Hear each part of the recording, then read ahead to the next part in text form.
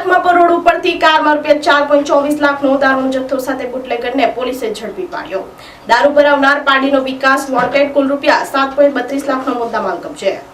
પાડીના લખમાપુર road ઉપરથી કારમાં દારૂનો જથ્થો પોલીસે પીછો કરી ઝડપી પાડ્યો હતો। વલસાડ એલસીબીની ટીમ પેટ્રોલિંગમાં હતી તે દરમિયાન દમણથી ચીખલી તરફ દારૂ લઈ જતા હોવાની બાતમીના આધારે વલસાડના ઠક્કરવાડા પુલ ઉપર વોચ ગોઠવી હતી।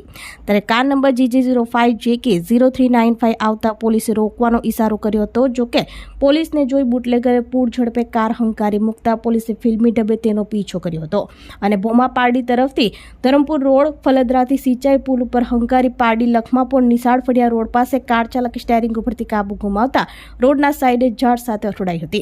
પોલીસે કારમાંથી દારૂની બોટલ નંગ 1656 જેની કિંમત ₹4.24 લાખનો જથ્થો મળી આવ્યો હતો અને અનિકેત ઉર્ફે અનુ દીપકભાઈ પટેલ રહેવાસી દમણી ચાપા પારડીને ઝડપી પાડ્યો હતો। જ્યારે દારૂ ભરેલ કાર આપનાર વિકાસ ઉર્ફે ભૈયા અશોક યાદવ રહેવાસી પારડી બેસલા પારને વોન્ટેડ બતાવ્યો હતો। પોલીસે દારૂનો જથ્થો, કાર, મોબાઈલ સહિત કુલ ₹7.32 લાખનો મુદ્દામાલ કબજે કરી પારડી પોલીસ મથકે પ્રોહિબિશન એક્ટ હેઠળ ગુનો નોંધી વધુ તપાસ હાથ ધરી છે।